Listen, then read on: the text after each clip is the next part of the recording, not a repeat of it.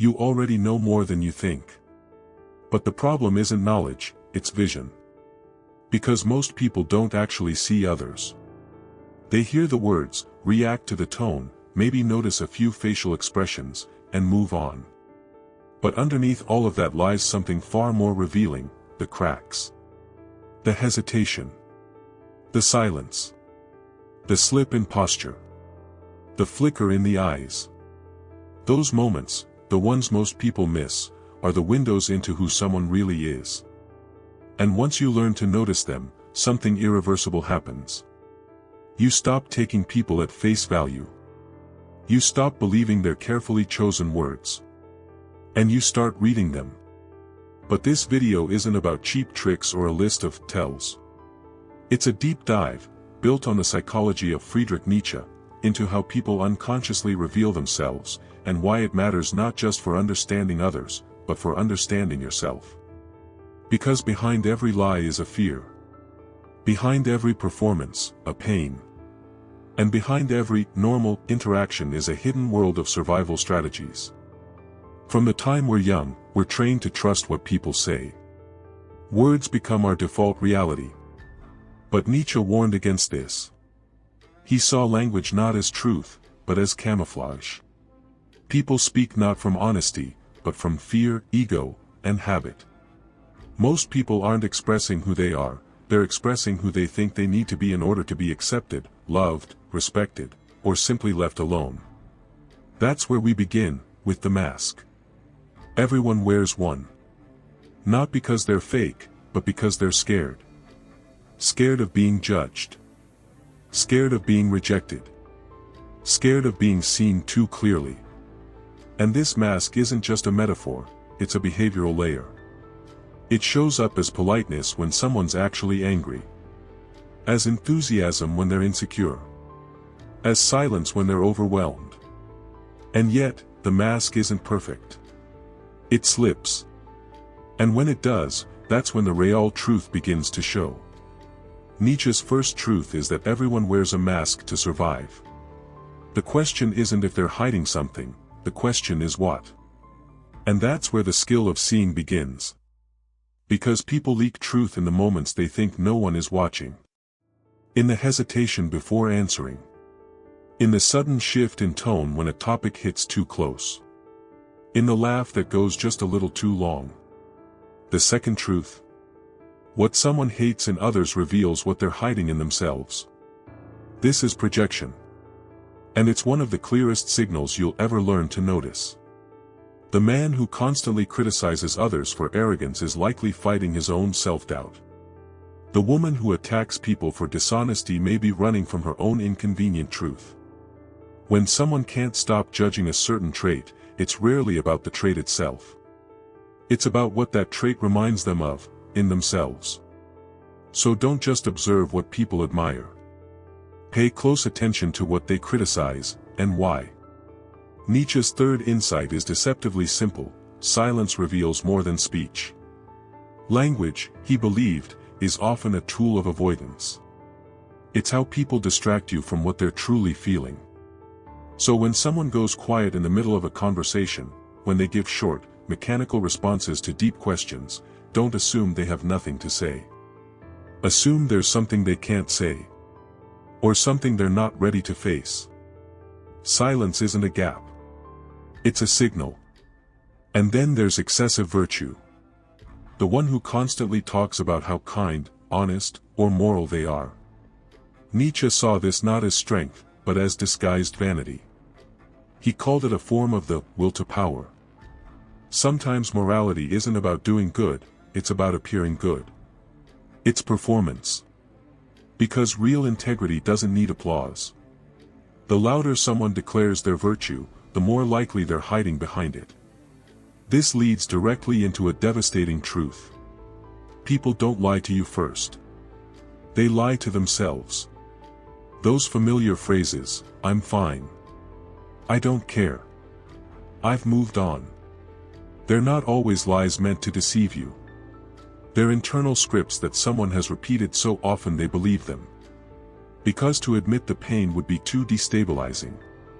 Nietzsche didn't see this self-deception as evil, he saw it as survival. And if you can learn to spot these internal contradictions, you'll see people not as manipulative, but as wounded. And where there's performance, there's usually overcompensation. Truth number 6. Where someone feels superior, they're hiding deep inferiority. If someone constantly brags about success, if they always need to win or dominate, don't be fooled. That's not confidence. That's armor. And if you peek behind it, you'll usually find a scared child wearing a crown. A deep fear of being overlooked. A desperate need to be enough. Real strength doesn't need to prove itself. It just is. Now, here's the most important part. Reading people isn't about judgment. It's about compassion. It's not about using someone's signals to gain power over them. It's about realizing that every person you meet is fighting a battle you can't see. That the angry person might be scared. That the silent person might be overwhelmed. That the one who seems too much might simply be trying to feel like they matter. Nietzsche's gift wasn't just clarity, it was empathy. He wanted us to see through people, not to expose them, but to connect with them. Because once you understand the mask, once you start seeing the flickers of the real person underneath, you stop reacting. And you start responding, with grace, not judgment. And if you've ever looked into someone's eyes and felt that something was off, if you've ever watched someone laugh while their body tensed, if you've ever felt like you were only seeing a version of someone, not the real thing, you've already started to read between the lines. This is your skill. And now, you're learning to sharpen it. But this is just the beginning. Because in part 2, the mask starts to crack, and when it does, the unconscious mind begins to speak. And that's where the most powerful revelations begin. If part 1 showed you how the mask is made, then part 2 shows you where it begins to crack. Because beneath every polished personality, beneath the confident voice or friendly smile, is a deeper layer most people never see, a layer stitched together by fear. Nietzsche understood something that modern psychology would take decades to confirm: most of what we call personality is really just performance. Not a conscious performance, but a survival script, learned early, repeated often, and so embedded we mistake it for identity. People don't act from who they are. They act from what they're afraid of. Let's start here. Most human actions are driven by unconscious fear. That person who over-explains everything. They might fear not being understood, or being dismissed. The one who dominates conversations. Maybe they're terrified of being forgotten. The one who disappears when things get serious. Maybe they're scared of rejection before it even happens. Nietzsche knew that humans rarely act out of pure desire. What looks like confidence may actually be fear in disguise. What seems like indifference may be a defense mechanism. So when someone says they want something, don't just listen to the desire. Look for the fear behind it. Because the real question isn't, what do they want? It's, what are they terrified of losing? That single shift in perspective changes everything. Now here's another lens. Criticism is rarely about others. It's a mirror. When someone can't stop judging, mocking, or correcting others, it reveals a part of themselves they haven't reconciled. The man who ridicules emotional people might be deeply disconnected from his own emotions. The woman who harshly critiques others' appearances may be silently at war with her reflection. Nietzsche believed that judgment is almost never about the target, it's about the self. So when you hear sharp, repeated criticism, don't get distracted by who they're talking about. Ask instead, what part of themselves are they trying to reject? Criticism, when repeated obsessively, isn't just a reaction. It's a confession. Next comes a more subtle insight. False confidence is often a disguise for guilt. Have you ever met someone who seems too certain of themselves? Always composed, always right, always in control. Look closer. Watch their micro-reactions under pressure. Notice how they respond when challenged. Nietzsche observed this pattern in preachers, teachers, even kings. A person who performs certainty is usually covering something, something they feel guilty for. It might be a past they're ashamed of. A version of themselves they're trying to bury. But real confidence doesn't need to be displayed. It exists quietly. It doesn't fear being questioned, because it isn't built on a lie. So next time someone's confidence feels too rehearsed, too pristine, don't feel intimidated. Feel curious. Now let's talk about exaggeration. Because people don't just lie with silence, they lie with volume. Exaggeration is often a clue that someone's drowning in insecurity. The person who says, "I don't care what anyone thinks," they probably care deeply. The one who says, "I'm always happy," they might be hiding sadness they've never felt safe expressing. Nietzsche believed that extremism, of any kind, is not a sign of strength, but imbalance. Exaggeration is the ego turning up the volume to drown out doubt. It's not the content of the statement that matters. It's what they're trying not to feel. So when someone speaks in absolutes, always, never, forever, don't get caught in the drama. Listen beneath it. What insecurity is trying to make itself invisible? And then, there's control. One of the most misunderstood human needs. We often associate control with strength, with being responsible, competent, in charge. But Nietzsche saw it differently. The more someone needs to control everything, the more chaos they feel inside. When someone micromanages, obsesses over details, lashes out when plans change, it's not because they're strong. It's because their inner world feels out of control. So they try to compensate by tightening their grip on the outer world. But here's the paradox: the stricter the outer shell, the more fragile the inner self. Because true stability doesn't require control. It allows space. It adapts. It trusts. So instead of fearing the controlling person, or fighting them, try seeing what they're afraid will happen if they let go. And now we arrive at one of Nietzsche's most haunting truths, especially relevant today. The louder the performance, the emptier the core. Look at the curated lives on social media. The constant updates. The perfect photos. The endless self-promotion. To many, it looks like confidence. But to Nietzsche, it looked like desperation. Because when someone needs to perform constantly, when every moment is an act, it's not because they feel powerful. It's because they don't believe they'll be seen or loved without it. People don't post their peace. They post their need. That endless look at me energy. That's not strength. It's a whisper: please don't look away. Please don't forget me. Please tell me I matter. And that's where we end part 2. With a realization that cuts deeper than most are ready for. What looks like ego is often a cry. What looks like control is often fear. And what looks like confidence is often an overcorrection for shame. So if you've been paying attention, the world around you has already started to change. You no longer hear just words, you hear subtext.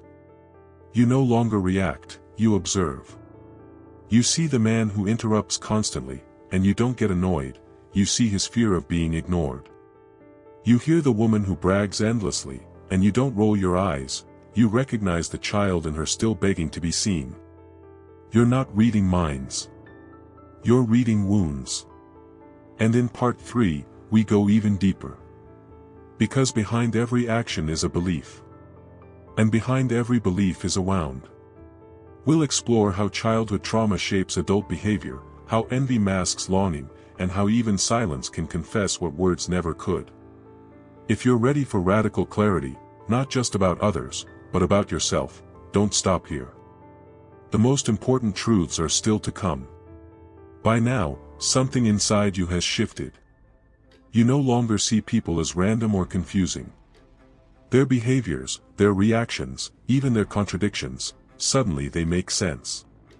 Because you've learned to look beneath the mask, to see fear instead of arrogance, pain instead of indifference. But Nietzsche wasn't finished. Because behind every fear, every need for validation or control, lies something even more primal: the wound. The original fracture. And once you understand that, everything becomes crystal clear, not just about others, but about yourself. Let's begin here. No one speaks purely from logic. They speak from pain. Someone says, love is a lie. But if you listen closely, they're not describing reality. They're describing an experience, maybe one where love betrayed them, abandoned them, or never showed up when they needed it most. That's the thing about human beings, we build beliefs around what broke us. Then we dress those beliefs up in logic so they sound rational. But underneath it all, it's not about being right. It's about never feeling that hurt again.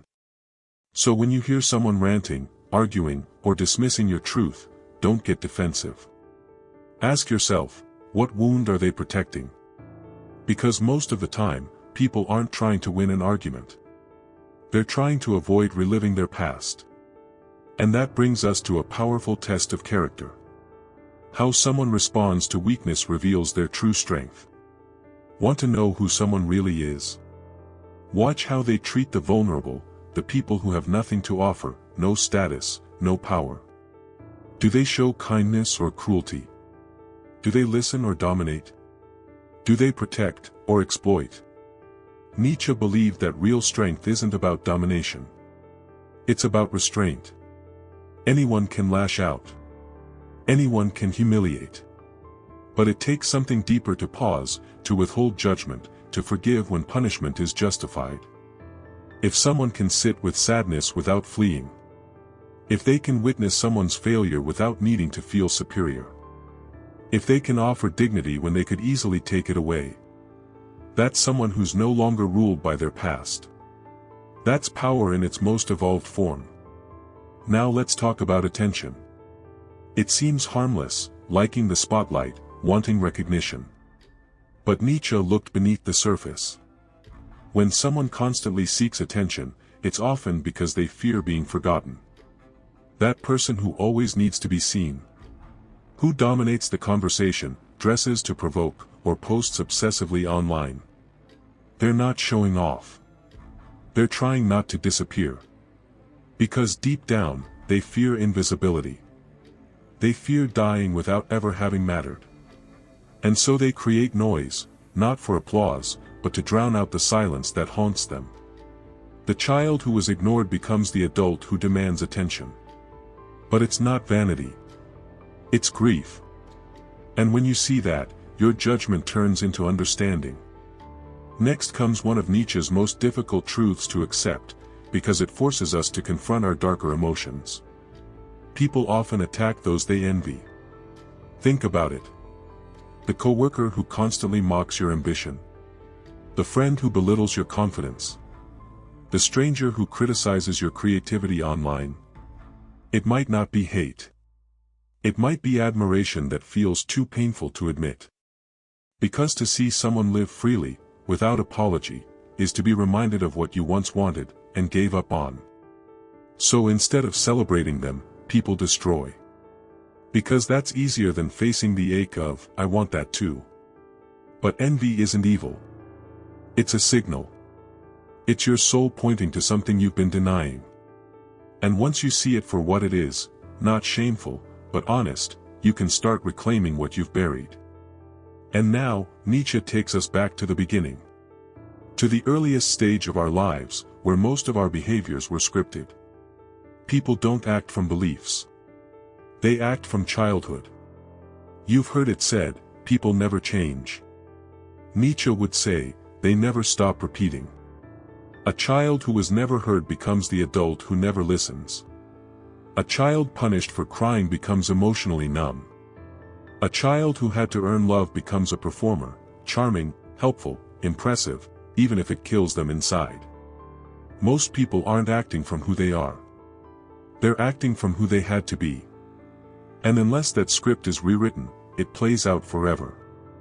So next time someone's behavior confuses you, ask. Who did they need to be to survive? What love did they have to earn? What pain did they have to hide? Because behavior is biography. And behind every adult is a child, still waiting to feel safe. And now, Nietzsche's final truth. It's not a tactic. It's not a clever phrase. It's a doorway into radical empathy. People confess everything, if you know how to listen. They won't always tell you directly. But their patterns will. The person who always ghosts when things get too close. They're saying, I fear being abandoned more than I want to connect. The one who overworks obsessively. They're saying, if I stop, I might feel how empty I've become. The person who flirts constantly but never opens up. They're saying, I crave intimacy, but I don't trust it. These aren't just habits. They're confessions. Whispers of old wounds still bleeding beneath the surface. And if you can learn to hear that, if you can listen not with your ears, but with your awareness, something incredible happens. You stop judging. You stop taking things personally. You start seeing people not as difficult, but as damaged. Not as enemies, but as echoes. And that changes you. You become a mirror, not a weapon. Someone who reflects truth, not to shame, but to understand. Because the real skill isn't reading people. It's remembering yourself in them. Every truth we've explored so far, from masks to fears, envy to silence, it's not just about understanding them. It's about recognizing you. Your defense mechanisms. Your own childhood patterns. Your own moments of, I'm fine, when you weren't. And once you do that, once you see yourself clearly without shame, you stop needing the mask. You begin to live differently. You begin to connect more deeply. You begin to see. But this isn't the end. It's the beginning of a different kind of life. A life where you don't just survive. You awaken. The journey is almost complete. You've learned to see beneath the mask. You've recognized fear where others saw arrogance. You've traced confidence back to guilt and judgment back to projection. But now, at the final layer, we go deeper than behavior, deeper than belief. Because beneath every pattern is a soul. And that soul doesn't speak in language, it speaks in wounds. Nietzsche understood what few are willing to admit. We are shaped less by what we choose, and more by what we survive. And until we confront those shaping forces, we don't really act, we repeat. We repeat roles, reactions, relationships. Not because we're broken, but because we're still trying to resolve something that once tore us apart. So let's begin here, with the most human of instincts. The need to protect. You see, people don't build walls because they want to hide. They build them because, once upon a time, someone walked through them uninvited and left destruction behind. That person who seems emotionally distant. They were probably punished for opening up. The one who doesn't trust anyone. They were likely betrayed by someone who swore they never would.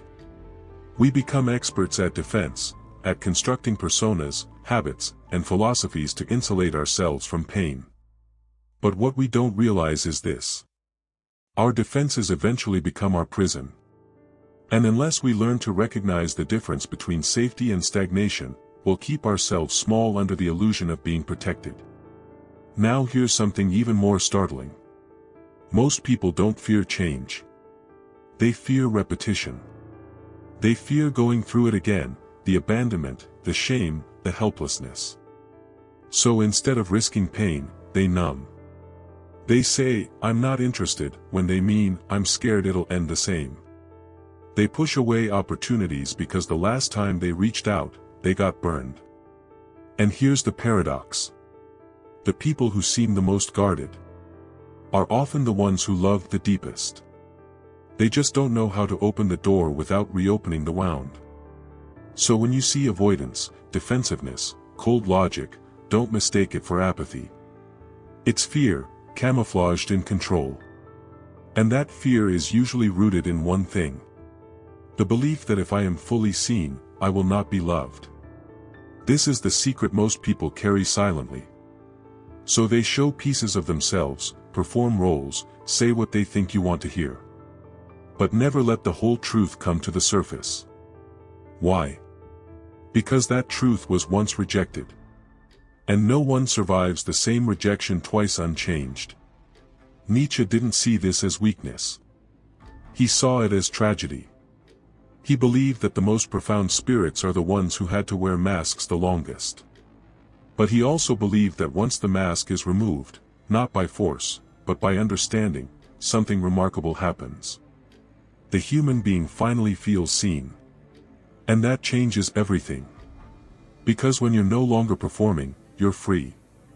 Not just to love others, but to love yourself. Now here's one final shift that will transform how you move through the world. When you start to see people clearly, you stop needing to fix them. You don't try to convince, change, correct, or save. Because you recognize that what people need most isn't to be repaired. It's to be witnessed. They need someone who doesn't flinch when they show their pain. Someone who doesn't walk away when they're messy or confused. Someone who doesn't need them to be better in order to feel comfortable. That's what grace looks like. And it's far more powerful than judgment. Because grace says, I see all of you, and I choose to stay. And maybe, just maybe, that's the one thing that finally allows healing to begin. So take a breath now. Think back on the 18 truths. Not as rules, but as reminders. Not just about them, but about you. Because everything we judge in others is something unresolved in us. And everything we admire is a part of us waiting to be reclaimed. You're not just learning how to read people. You're remembering how to feel them. You're not just decoding masks. You're recognizing stories. You're not just observing behavior. You're honoring the battles no one sees. And in doing so, you become something rare in this world. A mirror that reflects truth, without distortion. A presence that invites others to drop their armor. A soul that doesn't just look, but sees. Nietzsche didn't teach us to judge more. He taught us to awaken. To listen with more than ears. To respond with more than intellect. To love with more than convenience. So if you felt something stir during this journey, if you've seen yourself in others, or others in yourself, don't let it fade. Stay curious. Stay honest. Stay awake. Because the world doesn't need more people trying to be right. It needs more people willing to be real. And that begins with you.